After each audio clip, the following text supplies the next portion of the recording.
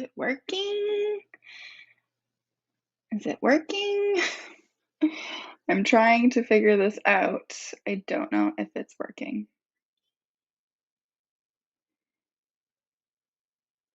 I don't know. Okay, I can see there that people are coming in. Hello, I don't know if you can hear me or if you can see me. If you can, please let me know in the chat. Um, there might be.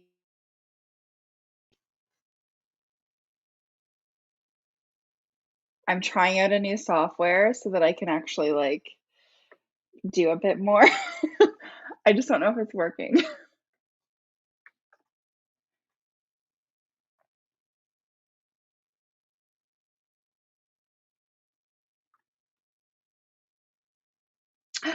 Chelsea! Okay. Okay. Yay. Okay. Yay. Okay, this is making me happy. Okay. Awesome. Okay. So, how was your Saturday? I literally had every intention of reading so much today, and I did read quite a bit. So I got a pretty big dent into Kingdom of the Cursed, and I listened to Good Girl's Guide to Murder on audio for a bit, but I napped. You worked all day. Oh man, that sucks. I don't miss those days of having to work on the weekends. I worked so many jobs where I had to work over the weekend, and the job that I'm in now, I don't have to, and I so enjoy being able to have my Saturdays off. I definitely napped today though too, and it's in Canada, it's Thanksgiving weekend, so we popped over to my fiance's parents' house and we just said, "Hey, for Thanksgiving we're going to do like a Thanksgiving thing with my family tomorrow." So we just did a quick little Thanksgiving, hey, hi, hello, and then booted out. Hey, that is pretty good. Sunday to Tuesday, that's solid.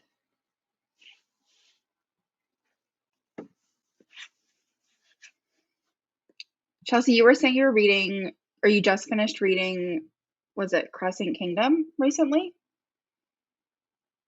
Thank you.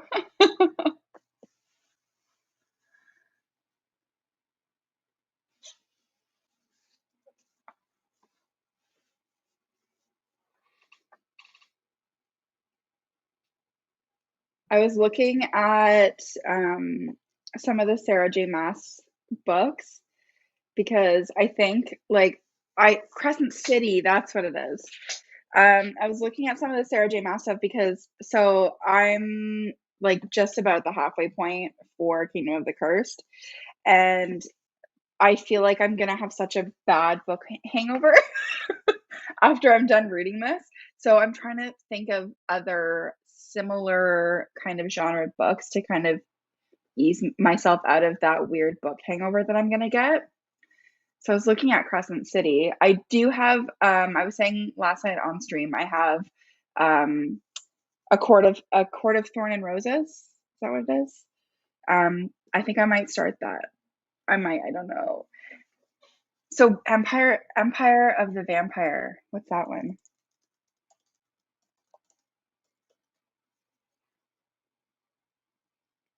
Okay, I recognize the cover. Yeah, yeah, yeah. Ooh, interesting. Is it a YA?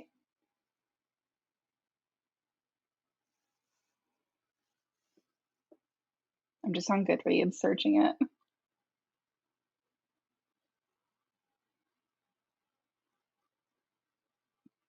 Oh, okay, no, it's not a YA, it's an adult. Oh, The Holy Grail. Ooh, that sounds fun. I'm also I was listening to Good Girl's Guide to Murder, which I'm listening to on Scribd. They in Canada, I learned this because um, one of my friends on Instagram was asking me how I was listening to it without having to purchase Audible credits. Hi, Lisa. Yeah, one of my friends on Instagram was asking how I was listening to it without having to purchase Audible credits, and I was like, "Oh, it's on Scribd," and she kept looking. She's like, "I'm looking and looking. I do not see it on Scribd." It's only available on the Canadian version of Scribd, which I guess it works like Netflix, so it's going to actually sense where you are, so you can't lie and say that you're in Canada. But all three books are on there, and it's so cool. It's a YA kind of like mystery, like murder mystery, obviously in the title. But it's has such Pretty Little Liars vibes, which if you're a fan of Pretty Little Liars, highly recommend. I'd never read the books, but I watched the TV show and I highly recommend because it's so good. It's so good. I'm listening to the audiobook and the audiobook, in my opinion, is so much better. I I briefly like flipped through some pages on the ebook version that I got from my library, but it's so good. You've never watched it? Okay, well, basically, same premise, except with A Good Girl's Guide to Murder, it's British, which is also why I love the audio version. A girl ends up missing. They presume her to be dead. They say that it was someone. They, that particular someone, something bad ends up happening to them. And a girl, like 5 years down the road, a girl decides she's going to investigate into the murder because she doesn't believe that the guy that was like alleged to have murdered her was actually the murderer. And what ends up happening is a tangled web, let me tell you. It's really good. It's really, really good. Kim, welcome back. Welcome back.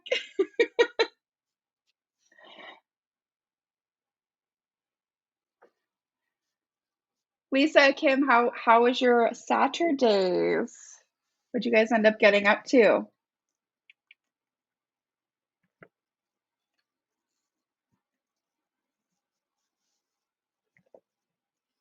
No problem. Have fun eating whatever you're gonna eat. I had a turkey dinner. Good old Thanksgiving here in Canada.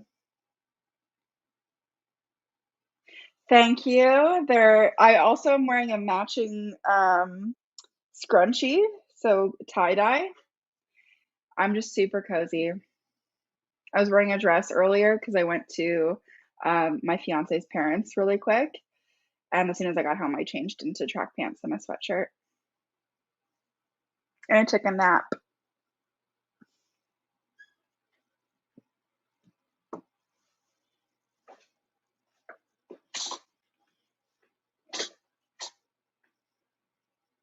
Yes, 30 pages. Okay, I'm on chapter 27, or according to Scribd, for A Good Girl's Guide to Murder.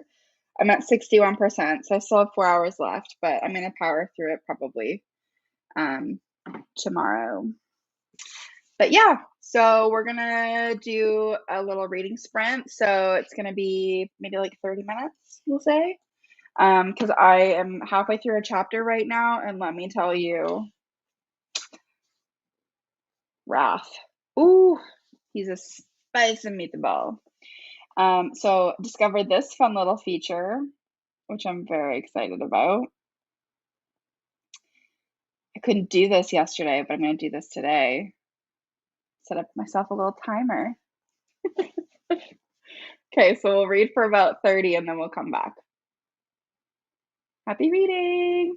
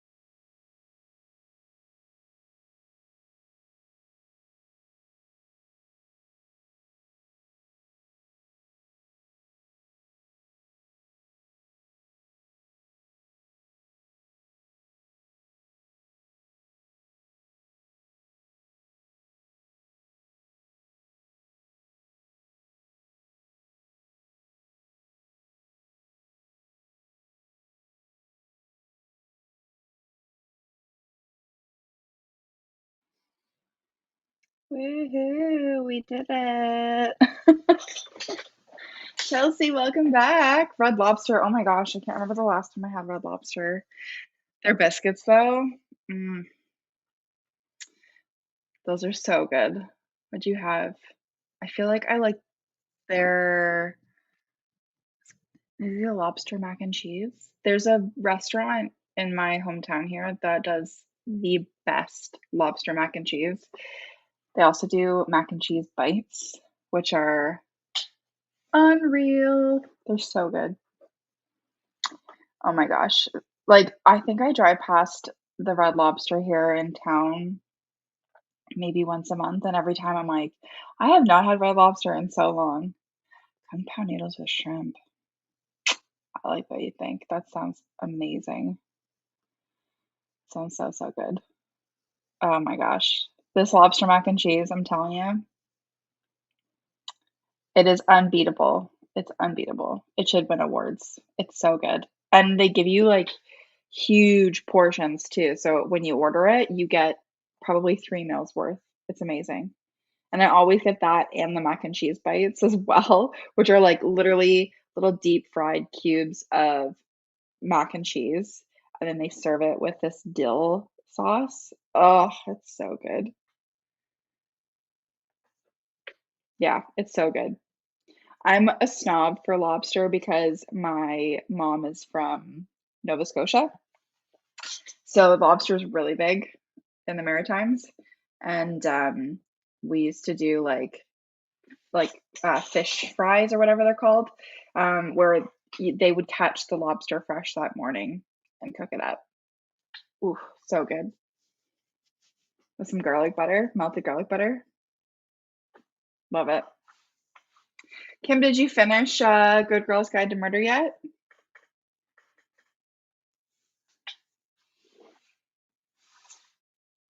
It was so good. Like the one thing that I love about, not the one thing, it's one of the many things that I love about having family out east is the seafood is like unbeatable. I hate seafood here. It just doesn't taste the same. It's so much better out east and it's fresh. Almost every seafood place that you go to out east, it's fresh caught that morning. It's so good.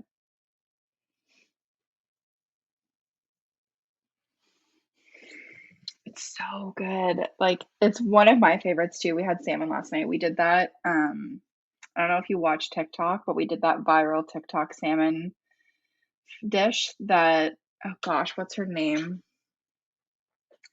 I can't remember her name, but she does like the leftover salmon. Emily Mariko. Emily Mariko. She does like the leftover salmon and then she does the rice and then she puts an ice cube in the rice, microwaves it. Oh, well, let me tell you. I love food almost as much as I love reading, so this is right up my alley. So she does so she bakes the salmon. So last night we didn't bake the salmon. We didn't have a lot of time to bake it. So my fiance Bear actually did it on the barbecue because it was done in 8 minutes.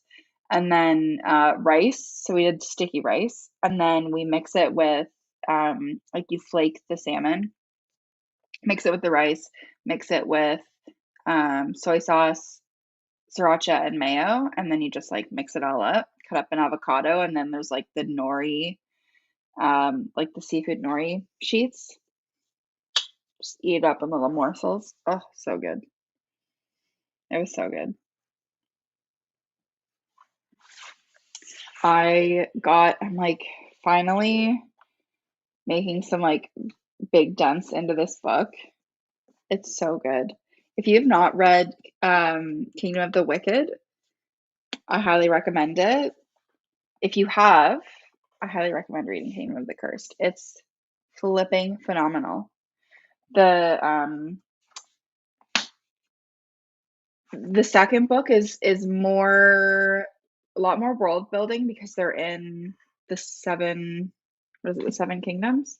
Seven circles? The seven circles of hell.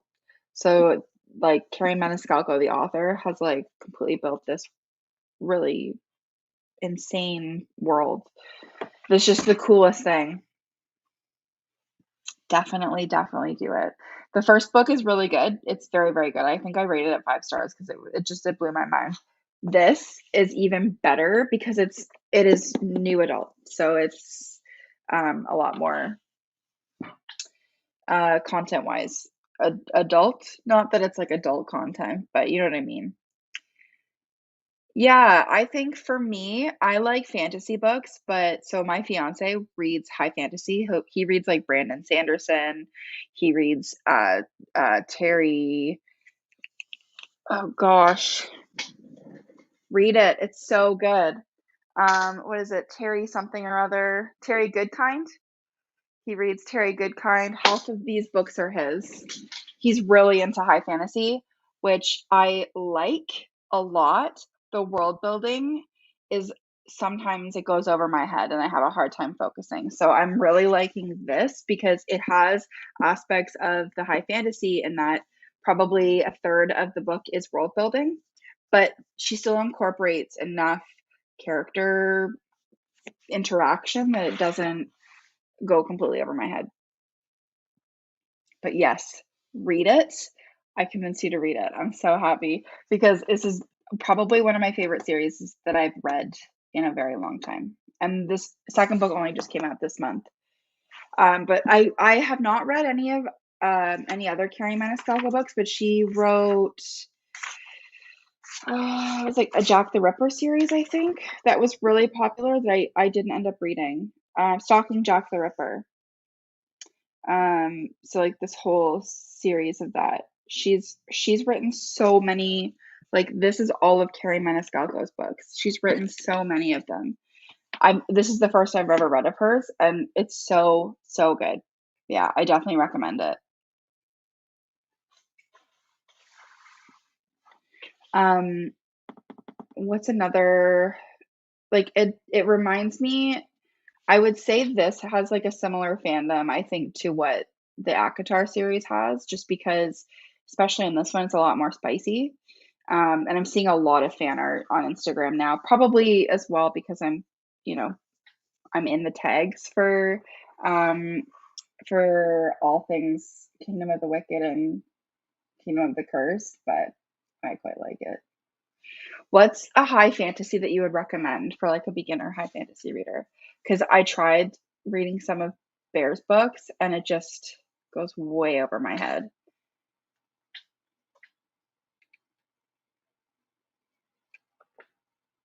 I feel like it's everywhere. And like the novel, their Instagram page, they were doing a huge canvas for Kingdom of the Curse. So because I was liking every single one of her posts, I think that also was pulling up a bunch of fan art, but there's some good ones. I don't know if you follow that millennial reader, my friend Kirsty, but she was posting some really good fan art too for Kingdom of the Cursed. She's like busted out her Cricut and she's making a sweater that says House Wrath. So I want one. Yeah, Aragon. I remember. So I actually used to work at a bookstore years ago when I was in university. Bear has the Aragon series. It's actually in our garage. So we have like a bunch of our books that we have read a long time ago that we don't have on our little tiny shelf. I remember when it came out, he was like, is it Christopher Paolini? He was like 15 when he wrote those books, and they came out when he was like 18 years old, which just blows my mind. And I was working at a bookstore at the time. I think he's maybe 4 or 5 years older than me. So when the first book came out, I think he was 18 or 19, and I think I was 16.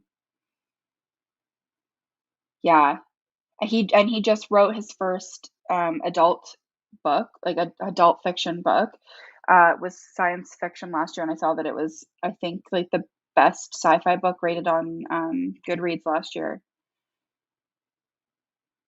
Throne of Glass is Throne of Glass, Crescent City, and ACOTAR are those three separate series from Sarah J. Maas.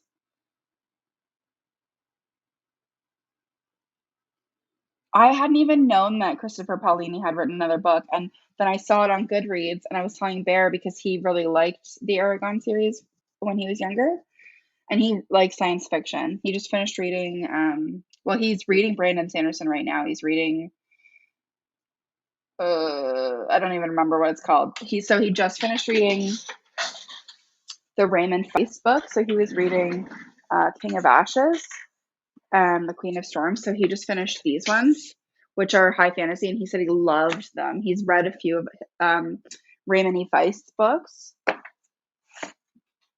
can't remember the one that he has right now, the big one that he has, but I was telling him that that would be a good one because he loves. If you like high fantasy, I would say Brandon Sanderson would be a fantastic author. His books are very big, which I can't remember which one it is that Bear's reading. Let me just find it. It's a really popular one. Um, the Stormlight Archive. So Bear has read all the Mistborn series stuff, which I've heard is also very popular. Right now he's reading The Way of Kings, and I'm telling you, he likes reading the mass market paperbacks. I can't stand them. I hate the way that they bend. But he loves reading the mass market paperbacks because they're small and it's this thick. It's so thick.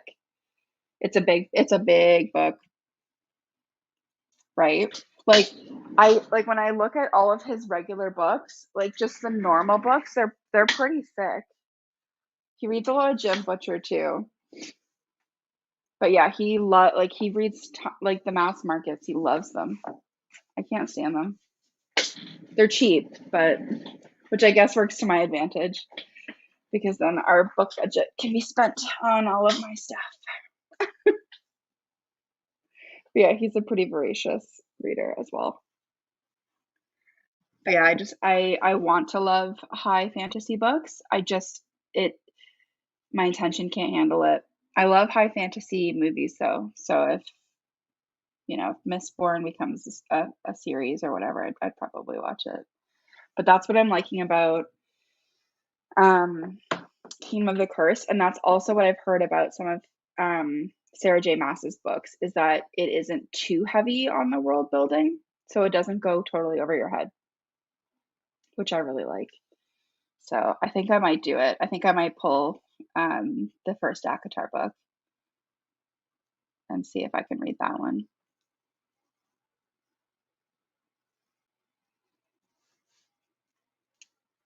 Gotta be worth it.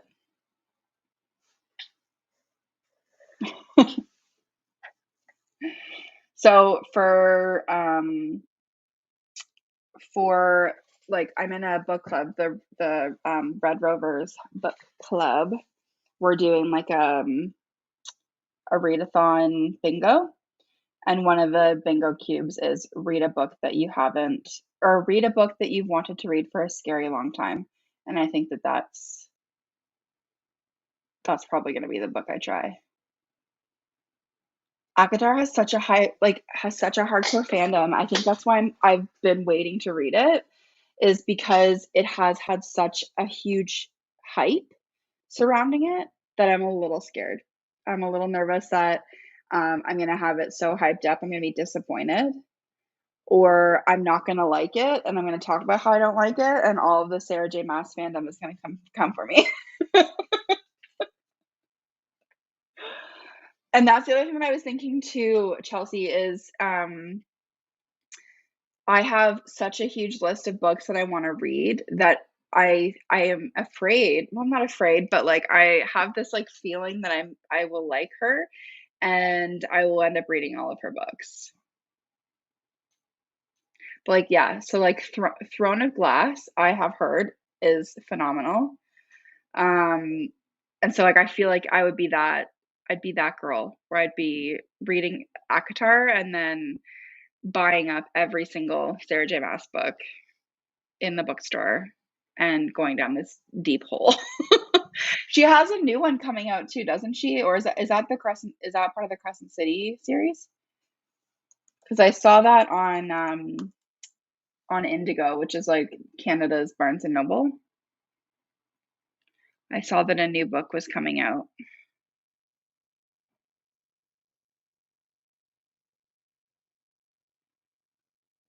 Yes, the character growth. So my favorite thing in books is character growth.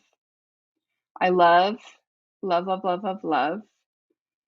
hating a character at the start of a book and then loving them by the end of the book. I'm in Ontario, so I'm about an hour or so north of Toronto. But yeah, that's what I like about this series that I'm reading is Wrath is like a really morally great character. And I love that because you want to not like them, but you can't help but love them. Kim! But yeah, Nesta, or is that from Throne of Glass or Crescent City? Nesta. Is that a morally great character? I never used to love the morally great characters until I started reading this series. An hour south of Toronto, like Hamilton area? Or is that east? I don't know geography. Main character sister, Akatar. Okay, good to know. Good to know. I've heard that Akatar is like not a retelling, but is like heavily influenced by Waterloo, Kitchener-Waterloo. Love it. I was actually at a wedding in Kitchener-Waterloo in June. I had friends that lived there, and now they live up in Yellowknife. They moved from Kitchener-Waterloo up to Yellowknife.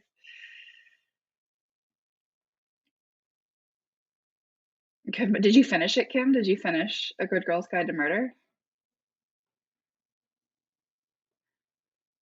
Yeah, so back to Akatar. I had heard that it was like heavily influenced by Beauty and the Beast. So that intrigues me because Beauty and the Beast is one of my favorite Disney movies. Naturally, being a voracious reader that I am. Um, that whole theme sounds intriguing to me. The first book is, and then it just kind of goes into its own thing after.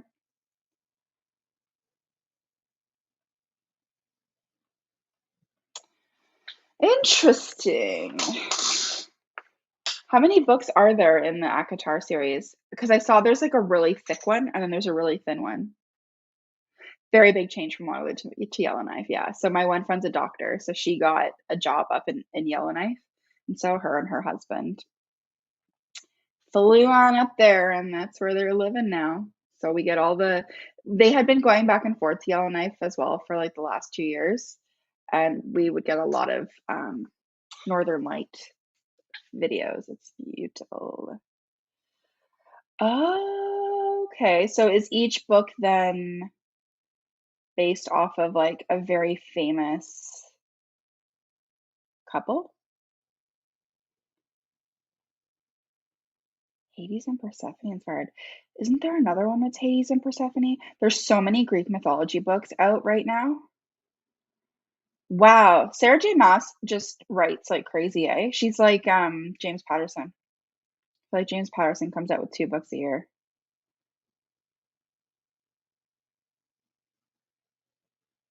No. So is it just like those 2 books are like more influenced by by famous like couples? I honestly have not seen more Greek mythology retellings than I have in the last year. It's wild. It's so wild. And I know like what is it? Song of Achilles? That's like 20 years old or something like that. Like it's an older book, but it got real big on Book Talk. Yeah, I mean, she'd have to be a really good writer to create 3 separate series that are equally um like interesting and unique, right? Because yeah, I feel like I have a hard enough time reading 2 or 3 books at a time. So she's probably writing 2 or 3 books at a time. I haven't read Song of Achilles yet either. It's on my list. I wanna pick it up. Indigo has like a special edition copy that looks really beautiful, and it would just be nice to have on the shelf, which is sometimes why I buy books, which is probably not the greatest idea, but um, there's one, Nature of Witches, I was going to actually take out from my library to read this month. And then I saw what it looked like underneath the dust cover, and I was like, I'm buying it. I don't even care if I don't like it. I will have it on my bookshelf without the dust cover, which is not something that I normally do. My fiance does it. All of his hardcovers, he's recycled the dust cover, and it's on our bookshelf, just plain hardcover book. It hurts my heart a little bit. I think it's so weird. No shame if you do it, but I feel like, I don't know, like you can see all the fingerprints and stuff on a hardcover book, and so if you have the dust jacket on, it just looks so much nicer on my shelves. But yeah, I think that's what I'm gonna do with Song of Achilles. I'll probably pick up the special edition copy and then have it on my shelf. I used to do that. I used to have such a huge collection of books, and I don't think we have Goodwill anymore in Canada, but we had a Goodwill, and I would just scour Goodwill to find pretty books and collect books that I want to have in my collection, whether or not I planned on reading them or whether or not I had already read them and just wanted a copy of my own. I would do that all the time. And then my collection just got out of control, and I was moving out of university, and I didn't want to have to move everything, and I ended up donating them all. So I have some in storage as well. Like I have, a lot of like the books that I kept from when I was a kid that were my favorite books. Some of my other favorite books I have in storage, but the ones that like I'm currently reading or have currently read that are more recent are what's on like my tiny little bookshelf. You know what? Hashtag goals for the library because I want to do that too. We do not have the space for it in our house. But I definitely want to do that. I definitely want to have my own library. There's so many like beautiful libraries on Bookstagram of, ceiling to floor, wall to wall, and that's like the goal. One day, but definitely in the distant future. We do not have the space. And I'm not the type of person that could just stack books on the floor or wherever. I'm far too anal about that stuff. I just want to have everything organized. So like I have like a little like um bookshelf, and then I have a little like cart that I have like some extra books and stuff on. But she's got to be organized or else I can't sleep at night. I'm like, I think my TBR is out of control because I have like 20 or 30 books, but I see people that have like when they show their TBR, it's literally stacks and stacks of books.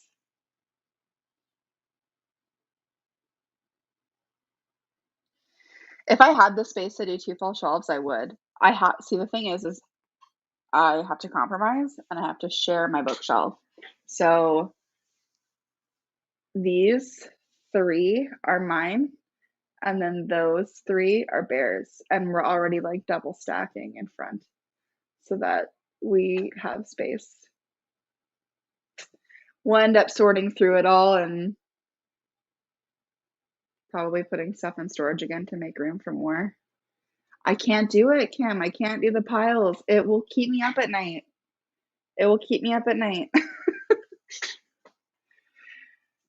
Yeah, so I definitely read more than Bear. So like Bear will read again. He reads high fantasy, so like it does take a little bit longer for him to get through the books than when I read a lot of the books that I read, which are like romance or YA.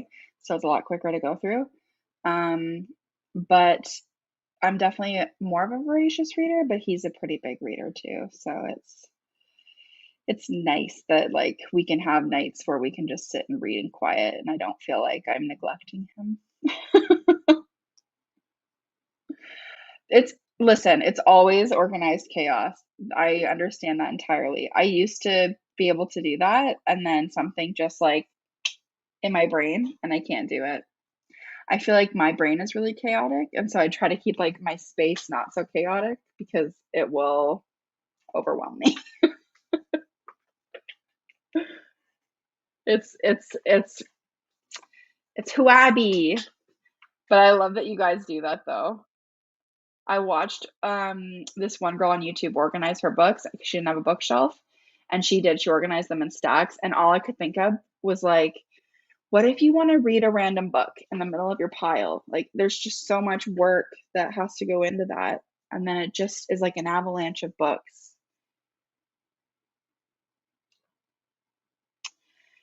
Yes. Yes, yes, yes, yes, yes. No matter how many books I have, I will always continue to buy more books. I'm trying to utilize the library so that I'm not going overkill. Just because I want to stay on a book buying budget because I'm getting married next month and weddings are expensive. So I've been trying to utilize the library as often as I possibly can, but it's hard. Especially so in Canada here we have like the like a rewards card, so we get an extra discount on books. So I feel like I'm really getting a good deal.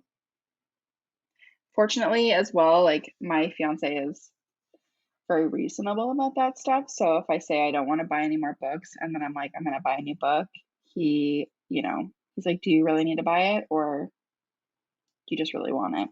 Most of the time, if I can manage to convince him, he's fine. He's fine with it. I think I have everybody on Instagram, right? This is great. I love that you guys are sharing your handles. Your boyfriend spoils you with books, Chelsea. That's so cute. I love that.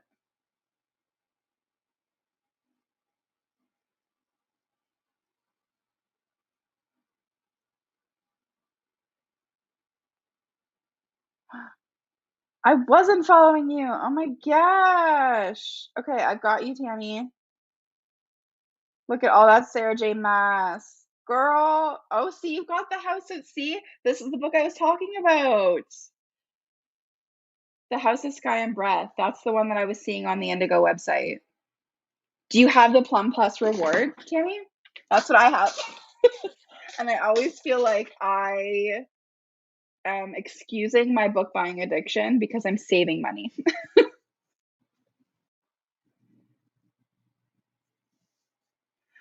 Oh, I love that, Kim. That was when you were in Atlanta? Is that where you no.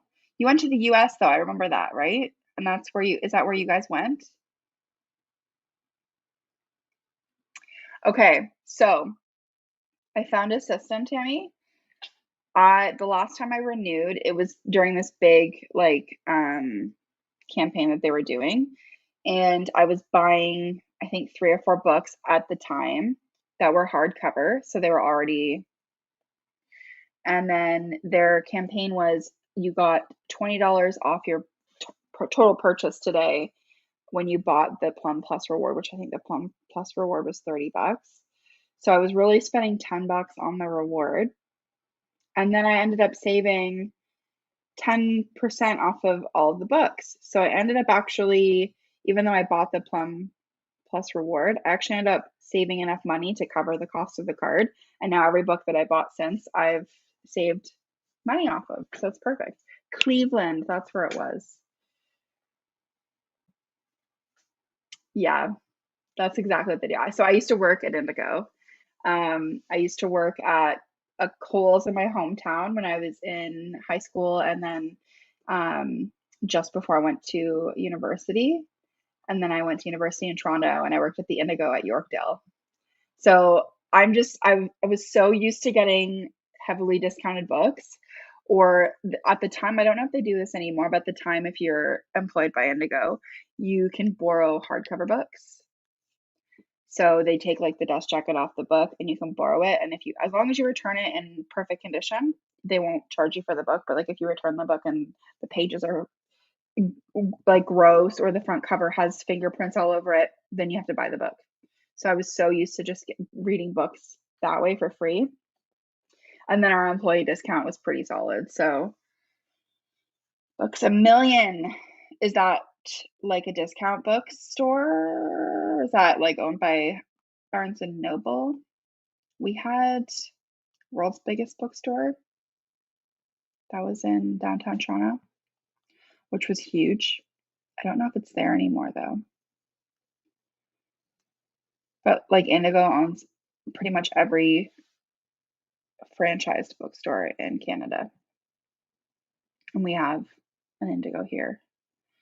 And we don't have any indie bookstores. The only indie bookstore that we have in my town here is um like one of those like crystal stores. So it's mostly like new agey books. It's not actual fiction books. But there's a couple just outside of my town that have really good ones. There's one that's in oh my goodness, what is it? I can't remember. Collingwood? There's one that's in Collingwood and it's bright pink. It's like the whole bookstore is painted bright pink on the outside. It's so cool. So Barnes and Noble membership is probably like the Indigo, the Plum Plus membership where you get like a discount. But Books a Million sounds. I have never been to a Books a Million. I went to a Barnes and Noble once when I was in Florida because I forgot to bring a book with me on vacation. So we went there and bought books. It was actually still remember it. It was the Scorch Trials. So this was my last year of college, so I would have been maybe 23. And I got the Scorch Trials by James Dashner, something Dashner, which is part of the Maze Runner series. And I got the worst sunburn of my life. And all of my friends were laughing at me because I was laying by the pool with a really bad sunburn reading a book called The Scorch Trials. That's my life. No, I don't think we had Barnes and Nobles in Canada at all, Kim. I think it's an American branded store. So I think Indigo is our like Chapters Indigo is our Barnes and Noble. Fun fact about Chapters Indigo. So you see like the Heather's picks, which is like the CEO of Chapters Indigo. She selects her favorite books. They're called guaranteed reads. If you don't like the book, you can return it for your full money back, no matter what condition the book is in. Her husband owns Cineplex. So when I worked at Indigo, we used to get free movie tickets all the time for Cineplex. It was pretty cool. Power couple. Power couple.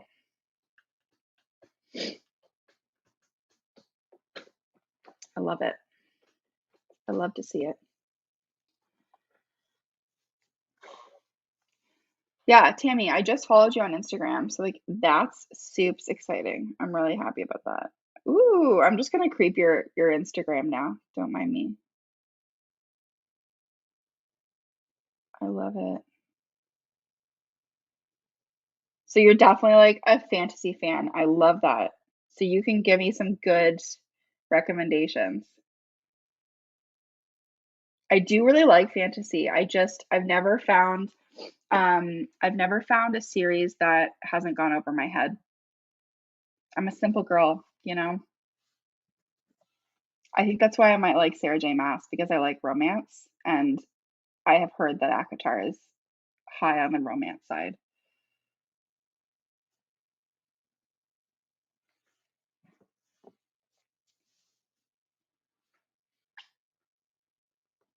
I love that friendships are blossoming in this chat.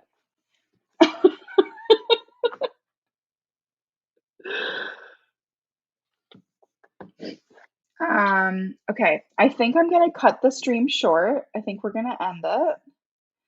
Just because I am literally fading. I have been up since, well, I worked yesterday all day and then I slept about 5 hours in the last 24 hours. So nothing is better than books and movies. That's what I'm saying, Kim. Books and movies. And a lot of times we would get advanced tickets. So we'd get like a specific ticket that was for an advanced screening of a film. It was awesome.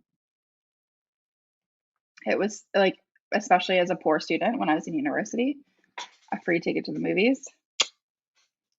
Yeah, I'm gonna still like I'm gonna finish off my 24-hour readathon. So I am gonna spend the next 45 minutes reading this. But I'm like literally I'm so tired. I'll probably get 3 pages in and then pass right out. But this has been the funnest little weekend. I cannot believe we have done 2 streams in 24 hours. Who am I? Yes, let's finish this. Let's finish this off with the question of the hour. Tammy, who is your favorite fantasy author?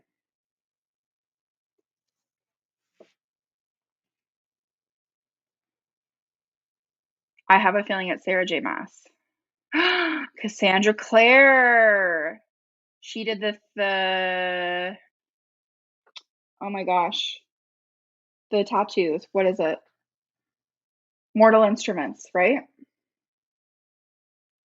Also a book that a series that I've never read, but that my fiance has read and loved. So that tells you a lot about that.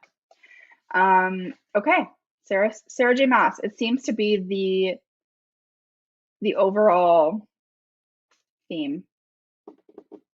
So I'm gonna give it a go. Once I'm done Kingdom of the Curse, I want to stay in that fantasy world, and I'm gonna do it. I'm gonna go into Akatar. You heard it here, folks. I'm doing it. You have to hold me accountable because I keep pushing it back every time I say I'm gonna read it. I don't because I get nervous that I'm not gonna like it. Yes, I will. So I have about 4 hours left of the audiobook. Sorry, there's a fruit fly. I have about 4 hours left of the audiobook. So generally I will listen to the audiobook in the morning when I'm getting ready. So I will listen to it tomorrow and then maybe a little bit more. I usually listen to audiobooks when I'm working or getting ready. So I should be done it tomorrow or Monday at the latest. I will message you, Kim. I promise. And then I'll be done this tomorrow as well. So I'm going to move on to Akatar and I will let you guys know my thoughts in my stories. Thanks so much for joining me guys tonight. This was so much fun as usual. Thanks for reading with me. Thanks for introducing me to new authors and chit-chatting about all my favorite things. Have a good night, you guys.